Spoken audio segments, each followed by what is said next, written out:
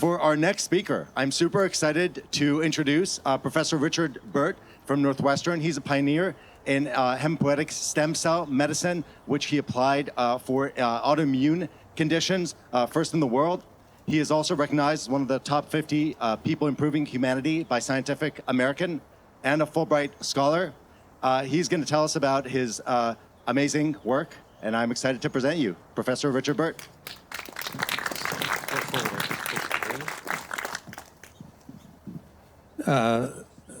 Thank you, Adam and Robert, for inviting me to talk about kind of a new frontier. So I want to be upfront and give you a caveat, is that I'm the CEO of Janani, and we're talking about the technology, so there is an inherent bias in what I'm saying. And our first disease we're going to treat is ALS, amyotrophic lateral sclerosis, and we're going to treat them with irradiated iPS cells. But and we have 7 patents based on iPS and ES cells that really do pertain to repairing any damaged, injured, or aged tissue. We've done it in animals. We've patented 7 different ones, both in America and Brazil, in Singapore, as a doorway to the East. Oh, by the way, Janani, you notice it's an egg with a DNA double strand at the back. Do you notice anything about that word? Why we chose that word? Spell it backwards. What does it spell? In an egg. And Janani is an old Sanskrit word for rebirth. And we have trademarked our term, engineering regeneration. So we trademarked that term for our little biotech group. Okay, so first question, what is amyotrophic lateral sclerosis? I am an NIH and university trained physician and researcher, so it comes natural to me, but I'm not sure the audience is aware. Amyotrophic lateral sclerosis, or ALS, is a degenerative disease of upper and lower motor neurons. Upper motor neurons go from the motor cortex in the brain all the way down your spinal cord. Lower motor neurons are the nerves that come off the spinal cord and go to the muscles. So both degenerate. It can be spinal or bulbar in presentation. It's often asymmetrical when it first begins, and it can, in about 40% of cases, be associated with frontal temporal dementia, a particular type of dementia. Okay, so again, what is amyotrophic lateral sclerosis? You'll probably recognize the names Lou Gehrig and Stephen Hawkins. They both had ALS. Lou Gehrig died within 2 years of being diagnosed, a famous baseball player, and Stephen Hawkins, the theoretical physicist, head of physics at Cambridge in the UK, he survived 50 years, which is very, very unusual. But the point is, the median survival is 1.5 to 2.5 years, where Lou Gehrig fit in right at 2 years.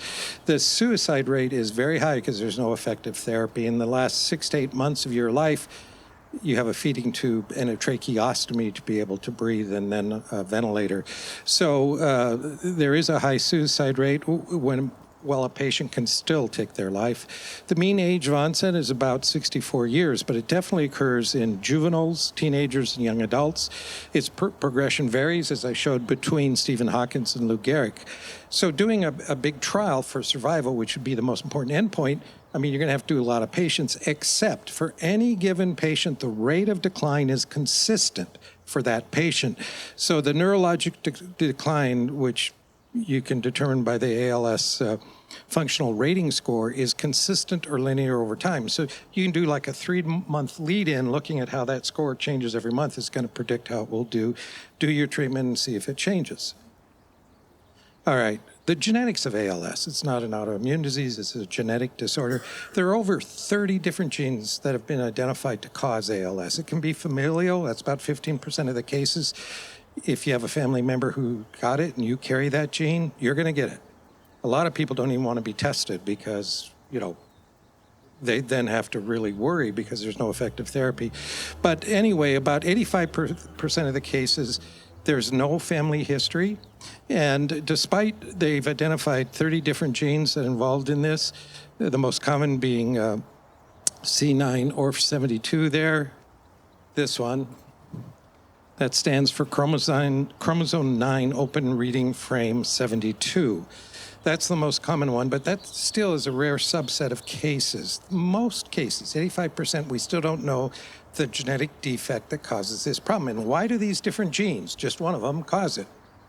So ALS results from alterations in many different things between the nucleus and the cytoplasmic transport, transcription, splicing, stress granules, oxidative stress, and protein aggregation, or problems with proteolysis. The most common genetic defect, C9 ORF73, only accounts for 7% of the cases.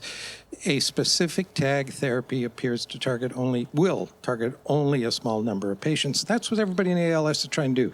A specific therapy once you identify the unique gene for that person. The current drugs, Rizolol, edaravone, tofersen. Tofersen is the most recent. They're all FDA approved. It's an antisense RNA to SOD1. So you can treat about 1% of cases of ALS with it by injecting this antisense RNA into the CSF fluid monthly. But it doesn't change survival. In fact, it was improved only because it decreased neurofilament light chain, which is a sign of neurodegeneration. But it doesn't change survival or strength or anything. None of these drugs do. So the drugs, there are some FDA-approved drugs, but they're very marginal in what they do.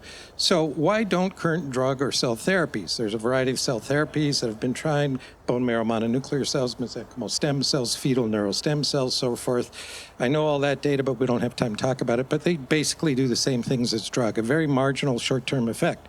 So ALS, my hypothesis for this disease is accelerated aging or degeneration of motor neurons initiated by different individual mutations, of which we are aware of at least 30, although that's a minority, that affect multiple aging cascades.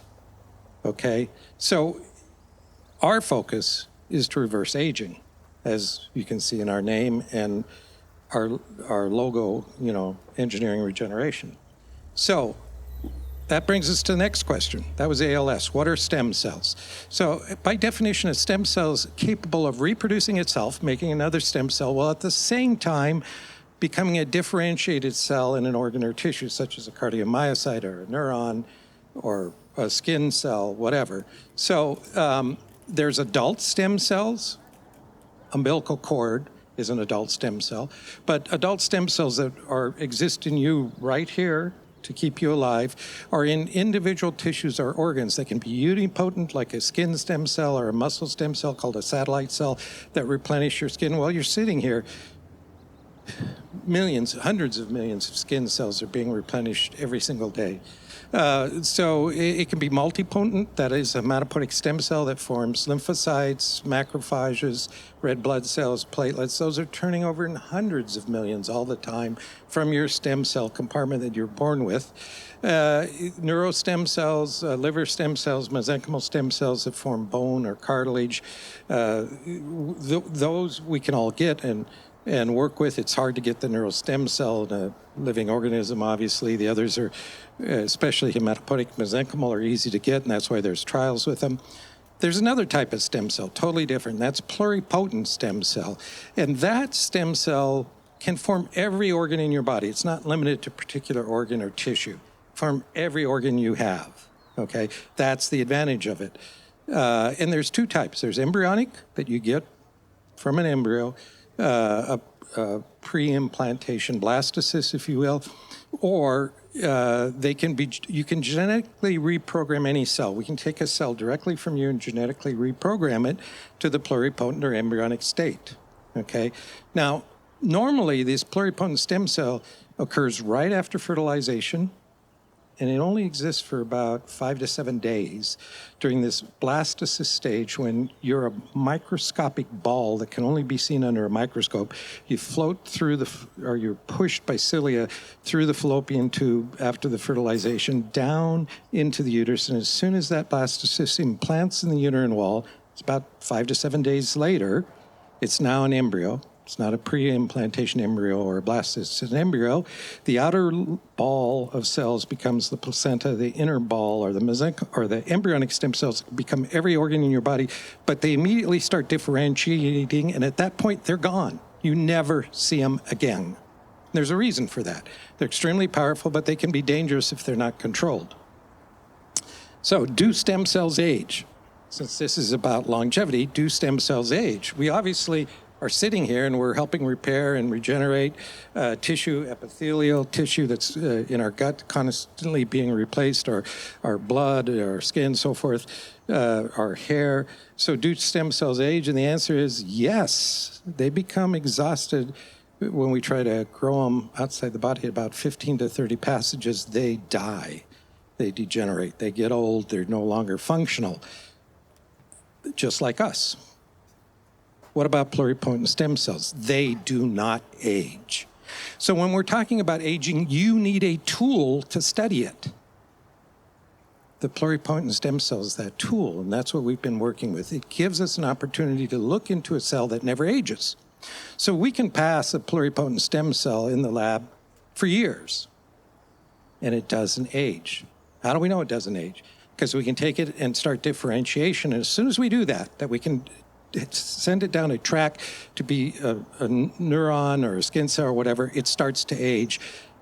And that aging can be confirmed by looking at physiological aging clocks inside a cell.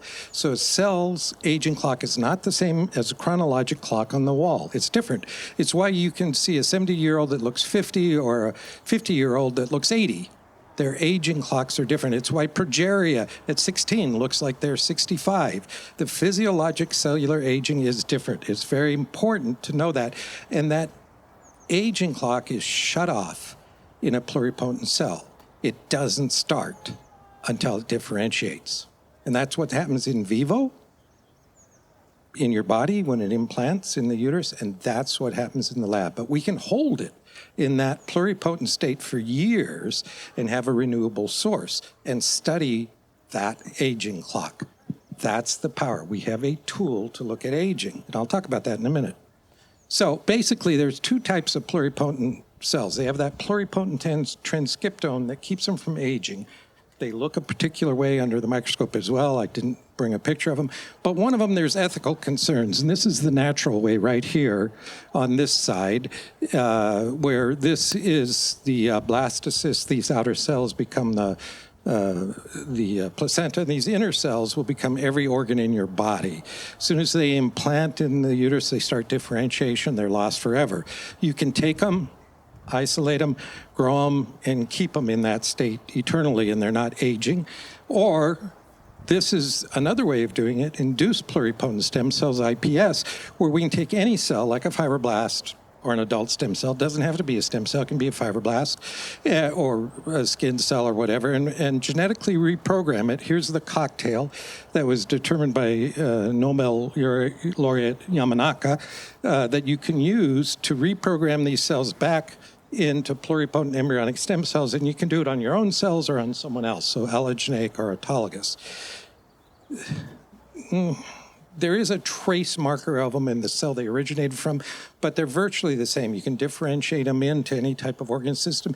You can take this pluripotent IPS cell and put it here into the blastocyst, and every cell in that person or animal when it's born will carry that a cell originated from that IPS cell. All right, so what's the key here is that ESCs, embryonic stem cells, or IPS, induced pluripotent stem cells, an adult cell reverted to an embryonic stem cell, maintain pluripotency and prevent aging by sharing exosomes or small vesicles back and forth. What's really in all those we don't know, but the cells themselves release it, and they do that in culture to maintain that pluripotency. Once they start that differentiation, that process is gone forever, okay? Well, really not forever. We have eternal life, but it's not like Ponce de Leon going off looking for a fountain. It's in the children. It's why an 80-year-old man with a woman who can still have children, 26-year-old woman, has a baby that's going to live the same life as two 18-year-old, a man and a woman, would have. It's because the aging clock resets at the time of fertilization for the pluripotent stem cell. We have that eternal life. It's right there inside of us. We don't recognize it, okay? So, but we now have a tool to study it. So what are the basic advantages of using this irradiated iPS cell for ALS? Well, irradiated iPS cells, after the irradiation, they won't divide anymore. They're dangerous when they divide. They can form a tumor outside the body when they don't get the right instructions during natural implantation in the uterine wall.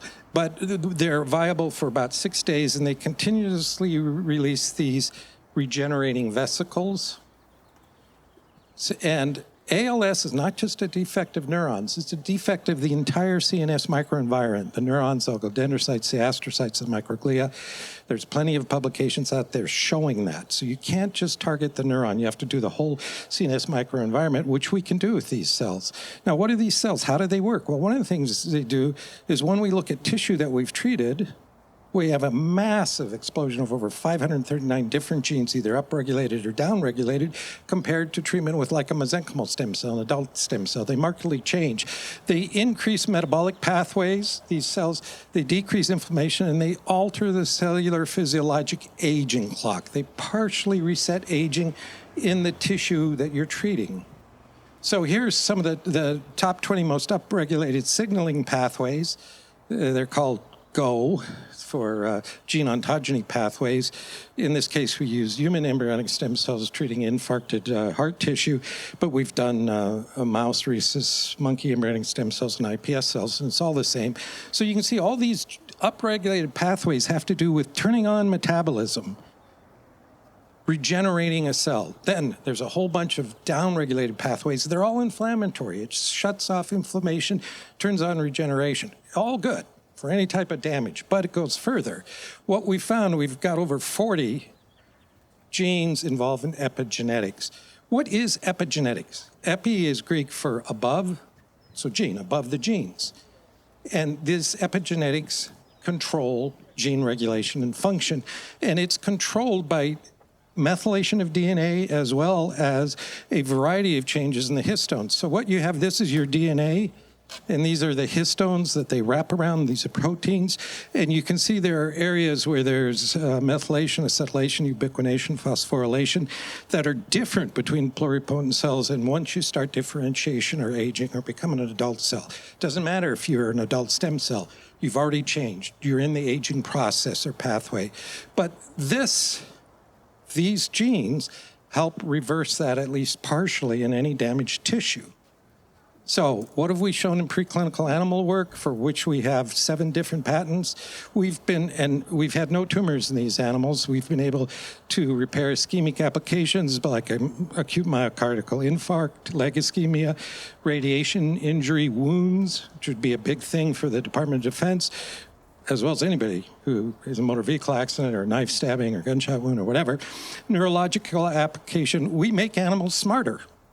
Take an old animal, they're not as good, like a water maze test, than a young one. We treat them and they become better than the young ones, both in learning, the ability to learn, as well as memory, retaining what they learned. Spinal cord transection, as well as ALS, and anti-aging applications, one of which is cosmetics, although we're not trying to develop that. Our goal in the future is maybe to develop it, and any money we make from that, we will put in to helping this treatment for people with disease. We won't take any profit from it. So here's our first study. Our cells are called, we've trademarked them already, just like we trademarked engineering regeneration. The cell is called MyCell, and our first study will be 10 patients from 2 very prestigious ALS university centers here in America, and these are the basic criteria. Now, we're only doing 10 because no treatment slows or reverses this disease. If we can show that in these 10, the door opens for everything, every type of neurodegenerative process. So we'll see what happens. This is our cell. The etymology or root of this cell, it's Portuguese. It means mother cell. you can see from different languages throughout the world that word mother is pretty much retained in different languages. So that's why our cell, once we start releasing it, will be called that. And by the way, who is this? Yeah, that's me at age 18. Now, we're not going to make people back to that age, but I think we're going to, if I'm correct, if the animal models are correct, and I have to put a big if there, but if they're correct, we are going to really impact the suffering of elderly people with degenerative processes who, to this day, all we do is cover up the problem and it keeps getting worse, whether it's degenerative joint disease or Alzheimer's or whatever. So again, we're going to do 2 trials, human trials. One we'll do for wound injury, and the other we're going to do for ALS. That'll be our first one. If neither of those work, well, we tried. But if the animal models are correct, this is going to be phenomenal. If our basic science studies are correct, it's going to help change the world.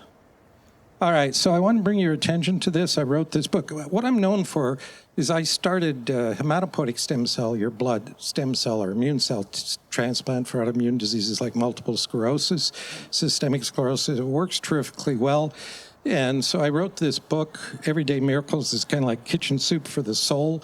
I wrote it for lay people. You'll really learn a lot. And the foreword is by the Dalai Lama.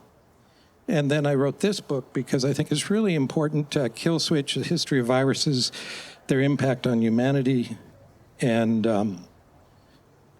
how it led to COVID-19. And it's because people don't know. That's why I wrote it. And again, both these books ultimately are about, I don't say it in either book, but they're about respect for person. And I wrote them for people outside the medical field to understand. They're available in most bookstores anywhere. You can get them off Amazon in any country or Barnes & Nobles or whatever. You can just go on your phone and order them if you want. They will give you a lot of information. The publishing house asked me to do a trilogy. I don't know the name of the 3rd book if I ever do it, but I had to set that aside to do this other work. And by the way, I still treat patients with MS with hematopoietic stem cell transplants at Scripps, just down the road from here. All righty. Thank you. Bravo. I made it.